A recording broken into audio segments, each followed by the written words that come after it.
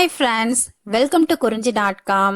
இன்னைக்கு நம்ம முட்டை பிரியாணியை கொஞ்சம் வித்தியாசமாக செய்யலாங்க. இந்த மாதிரி செய்யும்போது நம்ம சிக்கன் பீஸ் போட்டு பிரியாணி செஞ்சால் எந்த அளவுக்கு டேஸ்ட் கிடைக்குமோ அதே அளவுக்கு டேஸ்ட்டும் பார்க்கறதுக்கும் ரொம்ப நல்லா இருக்கும்.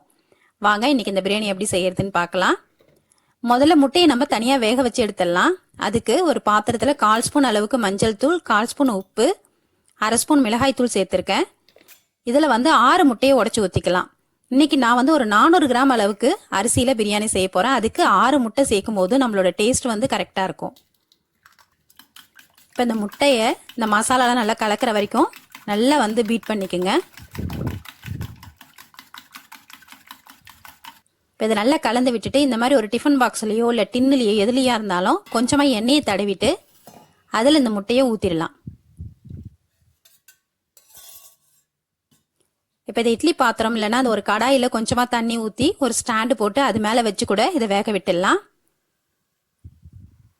நம்ம முட்டையோட அளவை பொறுத்தும் நம்ம வைக்கிற பாத்திரத்தை பொறுத்தும் அது வேகிறதுக்கு டைம் எடுக்கும்.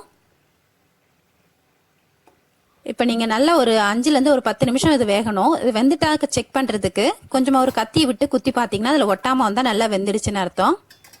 இதை வெளியே எடுத்து நல்லா ஆற விட்டுடுங்க. கொஞ்சம் கூட சூடே இல்லாமல் ஆற விட்டுட்டு இந்த ஓரங்களை மட்டும் கட் பண்ணி இந்த டிஃபன் பாக்ஸை கவுத்து போட்டு ஒரு தட்டு தட்டினீங்கன்னா அழகாக கேக்கு மாதிரி விழுந்துருங்க. இது ஒரு தடவை உங்கள் வீட்டில் இந்த மாதிரி எக் பிரியாணி செஞ்சு பாருங்கள். இதோட டேஸ்ட்டு எல்லாருக்குமே ரொம்ப பிடிக்கும். இதுலேயும் நம்ம மசாலாலாம் போட்டு வேக வச்சுருக்கோம். அது இந்த பிரியாணியில் இருக்கிற அந்த மசாலாவையும் சேர்த்து இழுத்துட்டு இது சாப்பிட்றதுக்கு அவ்வளோ டேஸ்ட்டாக இருக்குங்க. இந்த முட்டை கொஞ்சம் கூட அந்த கவுச்ச ஸ்மெல்லே வராது. முட்டையோட ஸ்மெல் கொஞ்சம் கூட இருக்காது. அவ்வளோ நல்லாயிருக்கும் எக் பிரியாணி.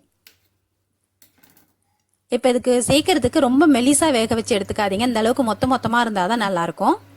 இப்போ நான் இன்றைக்கி குக்கரில் தான் செய்ய போகிறேன். அதுக்காக 1 குழிக்கரண்டி அளவுக்கு குக்கிங் ஆயில் ஊற்றிருக்கேன். அதில் 2 ஸ்பூன் நெய் சேர்த்துட்டு 1 பிரிஞ்சி இலை, 1 சின்ன துண்டு பட்டை, 2 கிராம்பு, 1 நட்சத்திர சோம்பு சேர்த்துருக்கேன்.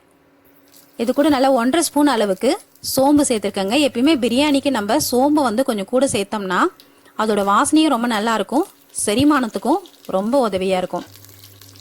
இப்போ இது கூட ஒரு கொத்து கருவேப்பிலையும் சேர்த்து நல்லா பொரிய விட்டுட்டு 4 பச்சை மிளகாயை இந்த மாதிரி நீளமாக கட் பண்ணி இதில் சேர்த்துருக்கேன்.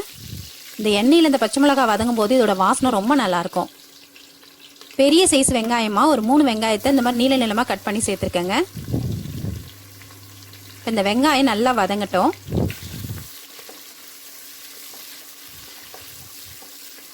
இந்த எக் பிரியாணி நம்ம ரொம்ப ஈஸியாக செஞ்சிடலாம். இதை குழந்தைங்களுக்கு லஞ்சுக்கு கொடுக்கும்போது இன்னுமே டேஸ்ட்டாக இருக்கும். இது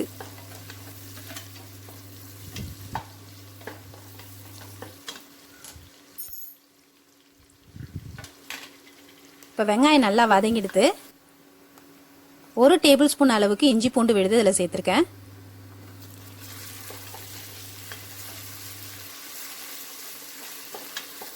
நல்லா பெரிய தக்காளி பழமாக 2 தக்காளி பழத்தை இந்த மாதிரி நீளமாக கட் பண்ணி சேர்த்துருக்கேங்க.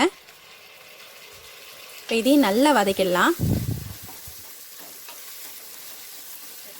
இப்போ வெங்காயம் தக்காளிலாம் நல்லா வதங்கிடுத்து. இது மாகாணின்னு சொல்லுவாங்க. இதோட அளவு பார்த்தீங்கன்னா 100 கிராம் வரும். நான் இதால் 4 மாகாணி அரிசி இன்றைக்கி எடுத்திருக்கேன்.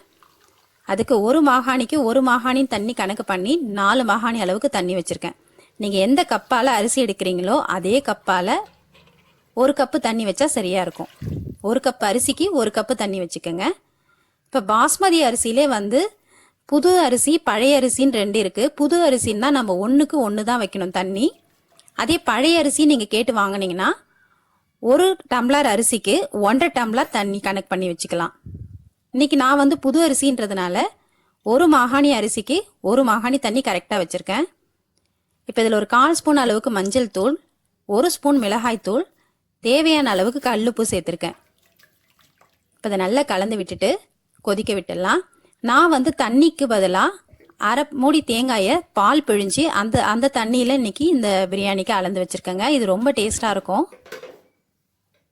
இப்போ தண்ணி நல்லா கொதி வந்ததும் கழுவிட்டு வடிகட்டி வச்சுருக்க பாஸ்மதி அரிசி இது கூட சேர்த்துட்டேன்.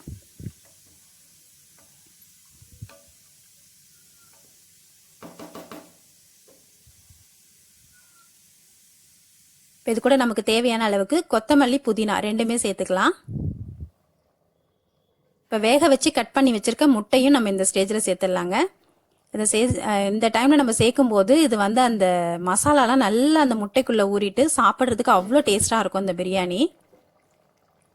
இப்போ அரிசி போட்டதுக்கப்புறம் ரொம்ப கலந்து விட்டுக்கிட்டே இருந்தால் அந்த அரிசிலாம் உடஞ்சிடும். அதனால் லைட்டாக கலந்து விட்டுட்டு குக்கரை மூடிடலாம்.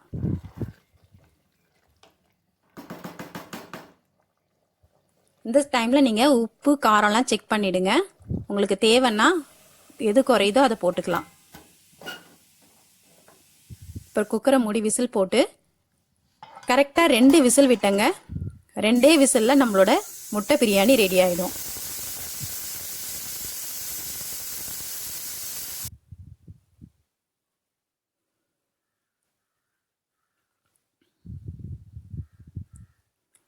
இப்போ பாருங்கள், நம்ம சேர்த்த முட்டை நல்லா அந்த மசாலாலாம் இறங்கி பார்க்கவே ரொம்ப சூப்பராக இருக்குது. பாருங்கள், அரிசியும் உதிரி உதிரியாக இருக்குது. நீங்களும் உங்கள் வீட்டில் இந்த மாதிரி எக் பிரியாணி ட்ரை பண்ணி பாருங்கள். ட்ரை பண்ணிவிட்டு எப்படி இருந்ததுன்னு சொல்லிட்டு உங்கள் கமெண்ட்ஸை கமெண்ட் பாக்ஸில் கொடுங்க.